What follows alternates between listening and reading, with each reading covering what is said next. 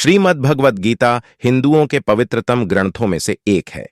महाभारत के अनुसार कुरुक्षेत्र युद्ध में भगवान श्री कृष्ण ने गीता का संदेश अर्जुन को सुनाया था। यह महाभारत के भीष्म पर्व के अंतर्गत दिया गया एक उपनिषद है।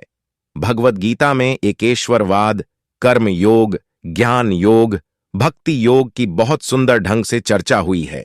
श्रीमद् भगवद गीता की पृष्ठभूमि महाभारत का युद्ध है।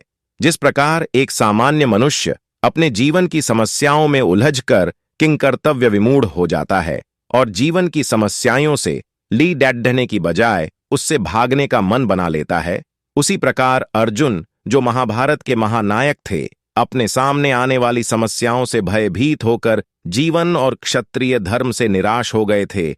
अर्जुन की तरह ही हम सभी कभी कभी अनिश्चय की स्थिति में या तो हताश हो जाते हैं और या फिर अपनी समस्याओं से विचलित होकर भाग खड़े होते हैं।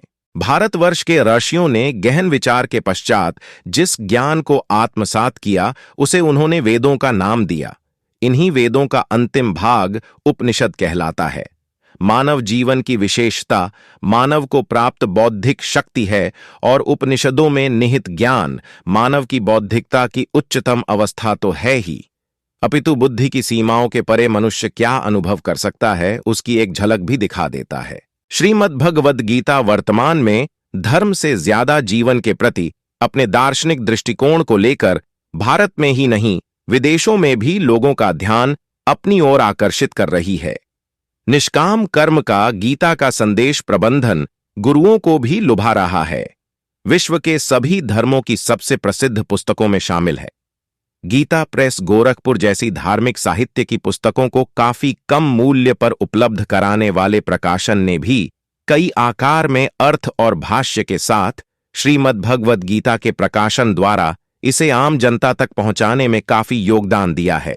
हिंदी साहित्य मार्गदर्शन के माध्यम से भी हम संपूर्ण श्रीमद् भगवद गीता प्रकाशित करेंगे। इस प्रयास के तहत हम सभी 18 अध्यायों और उनके सभी श्लोकों का सरल अनुवाद हिंदी में प्रकाशित करेंगे।